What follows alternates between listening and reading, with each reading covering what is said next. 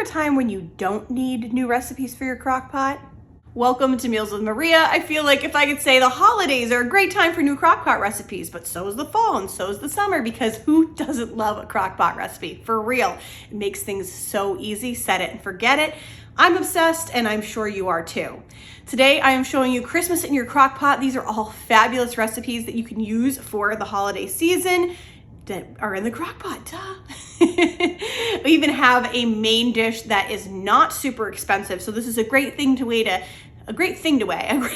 to really elevate your holiday meal without spending a ton of money. This video is also in collaboration with In the Kitchen with Mama Mel. I am so excited to do this. It's been long overdue. We needed to work together and I'm so psyched on it. Mama Mel cooks up the best stuff in the kitchen, and obviously that's the name of her channel.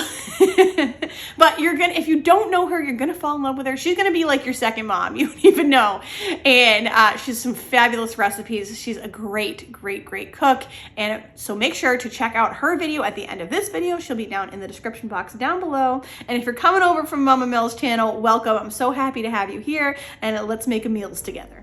All right, we're gonna start off with candied cinnamon pecans. These are so delicious. If you have ever been to the mall when they're roasting the nuts in the cart, or perhaps like a store, I know there's in Maine, there's something called Kittery Trading Post, and they always have the roasted nuts there.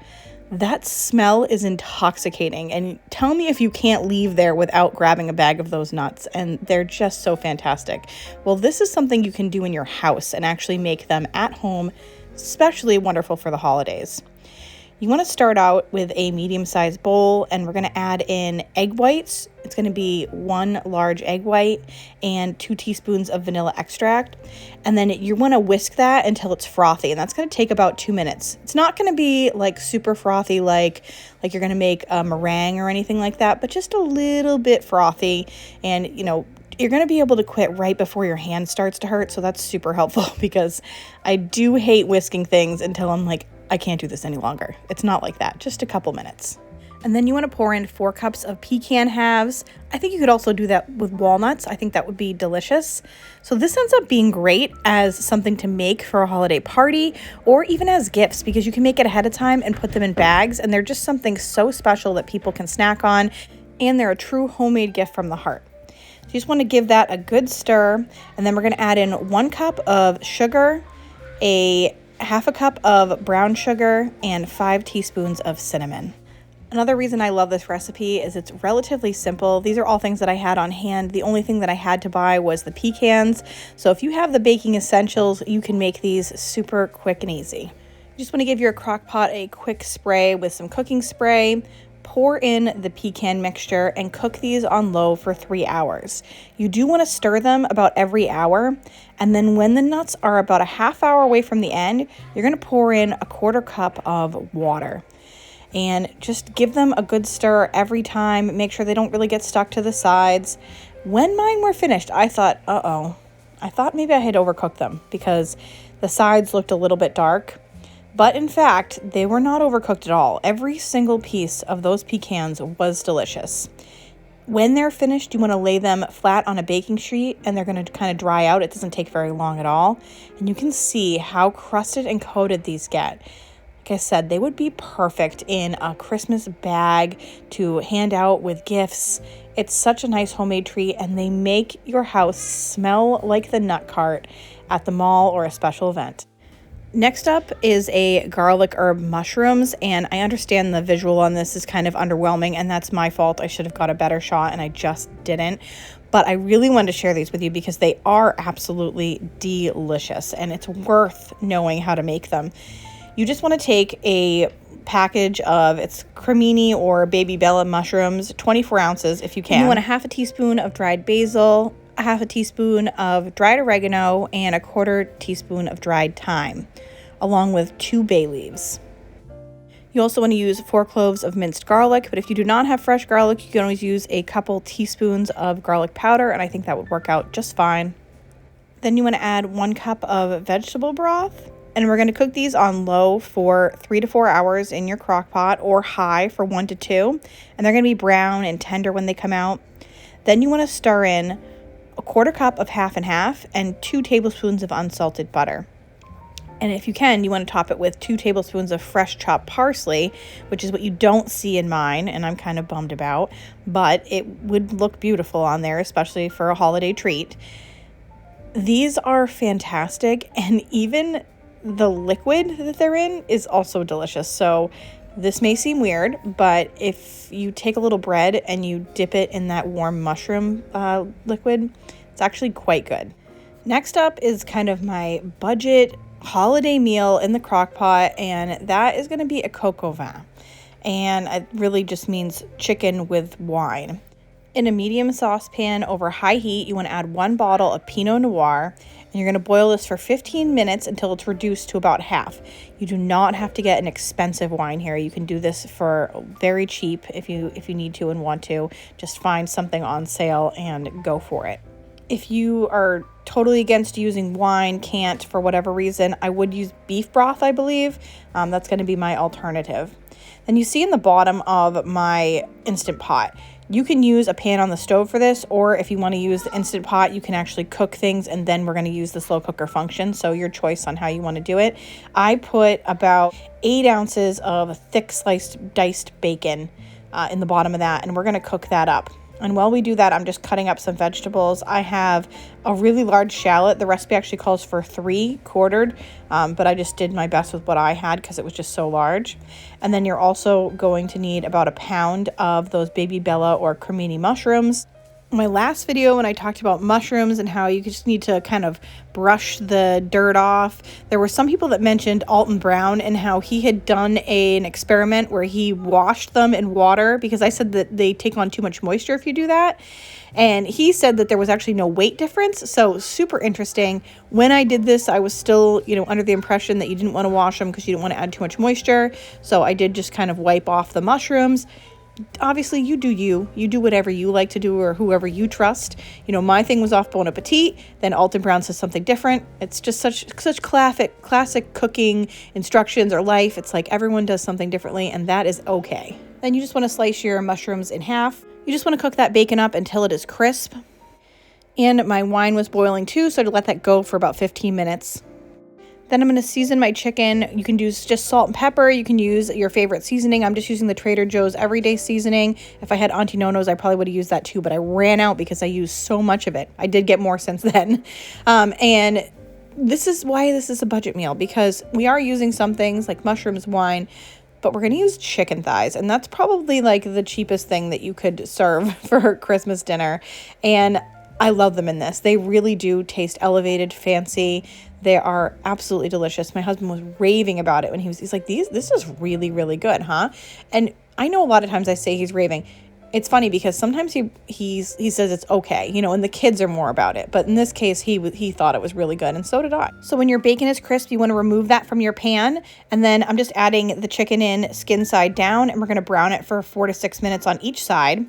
In the meantime, I'm going to peel some carrots. I have 5 carrots here, and I'm going to cut them into 1-inch chunks. And then when your chicken is done, you just want to remove that from the pan. So you've got your bacon set aside and your chicken set aside. And then you do also need about 1/2 pound of pearl onions, but I couldn't find those. So I had these boiling onions and I just peeled them. And I also minced 3 cloves of garlic. Now, I should have just put this in the bottom of the Instant Pot, but I got kind of messed up on what I was doing when.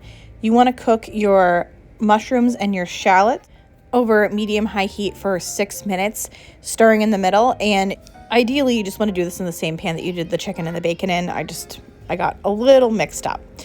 But once that's done, all the cooking outside of the slow cooker is done. All the chopping is done. And we can just add everything to your slow cooker. So you want to add in 2 cups of chicken broth. If you are using your Instant Pot, you do want to make sure that you get all the brown bits off the bottom. You don't want those to burn to the bottom of the pan. Then you want to add back in your chicken, bacon, onions, carrots, garlic, mushrooms, and shallots. To that, add 3 tablespoons of tomato paste, your red wine, 2 bay leaves, 2 teaspoons of dried thyme, and a sprinkle of salt. Then you want to cook on low for 7 hours. Then to thicken your sauce, you want to mix 2 tablespoons of unsalted butter with 2 tablespoons of flour. I found this a little difficult, and if I were to redo it again, I probably would just use a slurry. So that would be like 1 tablespoon of water and 1 tablespoon of cornstarch. And you want to mix that right in with your chicken mixture. And then you're going to cook it for an additional hour until it's nice and thick. And it didn't really turn out too thick. I never find that with the crock pot it really does. But it definitely helped to kind of make the sauce a little less watery.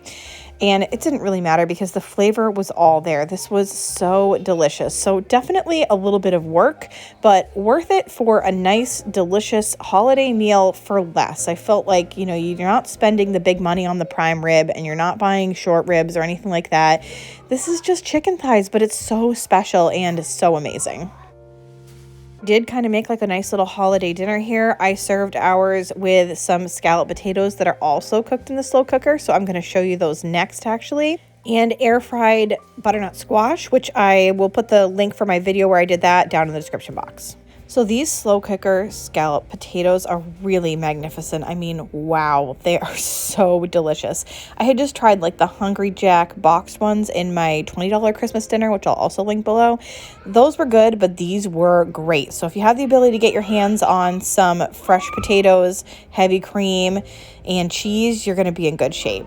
You just need 2 pounds of russet potatoes, and you want to peel them and cut them into 1/8 of an inch thick slices, so just really thin rounds. And you'll notice that I'm just using potatoes that, yes, they had some eyes on them, and I cut those eyes off because I'm not going to waste food, just real life. And you may be like, you could have done a better job at cutting them off. I could have probably, but I do my best here. But I'm just using what I have. So I just want you to know that, you don't need to be perfect all the time. Or you don't need to get the perfect potatoes. Like if something's sitting there and you're like, oh, I got to use it. Like just use the best that you do the best you can and use it up. It's still good. These were delicious. You would never have known that the potatoes had a few eyes on them. It's not a big deal. And forgive me if you hear the kids in the background. It's a snow day here in New Hampshire and it's my work time and usually the baby's sleeping and, but they can't contain themselves because they're adorable 5 and 7-year-olds and they're having a blast. But I'm like, guys, keep it down. It's my work time. Still got to get it done. Once you've got your potatoes all set in a medium saucepan over medium heat, you want to whisk together 1.5 cups of heavy cream, 3 cloves of minced garlic, half a teaspoon of dried thyme, and a pinch of nutmeg. And we're going to cook that for 1 to 2 minutes. You just want it to warm it all the way through. In the slow cooker, you're going to add a layer of potatoes and then kind of in an overlapping pattern. You're going to try your best to do that. Season with salt and pepper. Pour 1/3 cup of the cream mixture over the potatoes and then sprinkle with about 1/3 cup of Gruyere cheese. You want to repeat that 2 more layers and we're going to put the Gruyere on the top. And then turn your slow cooker on a high heat for 4 or 5 hours. You can see it gets bubbly and delicious when it's done. And then you want to top this with 1/4 cup of freshly grated Parmesan or just regular Parmesan. That's my jam. I usually just have like the Kraft laying around, but hey, if you have fresh, that's good too. And then you can sprinkle it with fresh parsley or thyme leaves if you have it. I didn't even do that. And it was so good. Like I dream about these potatoes now. So this is definitely something for your holiday table. Worth slicing the potatoes. And you could use a mandolin for that too if you have one of those. But overall, tasted delicious, especially with that Coq Au Vin. Next up, we have slow cooker fudge. This is insanely easy to make, so delicious and so beautiful. Now, I did use a slow cooker liner, but if I were to do it again, I probably would not use a slow cooker liner just because you'll see through the process that it would have been better if I could just kind of scoop the fudge out with a spatula. The ingredients in this are super simple. You want 2 cups of either milk chocolate or semi-sweet chocolate chips. I use the semi-sweet because that's kind of what I prefer, but milk chocolate would be fine too. And then 1/4 cup of heavy cream and 1/3 cup of honey. And I'm using my special technique where I spray the bottom of a measuring cup and then pour the honey in, and it really helps the honey not stick to the bottom of the measuring cup. You want to give this a stir and cook it on high for 1 hour. And then you want to add 1/2 cup of white chocolate chips and a teaspoon of vanilla. And you just want to give this a nice stir. Make sure everything is melted. That white chocolate will melt right in. And then you want to pour this into an 8x8 pan. And you want to make sure that it's either foil lined or sprayed down really well. Now, This is where I didn't like the liner because I was like, oh, I'll just squeeze it out, but it was really hot. So it didn't really work well to squeeze that out.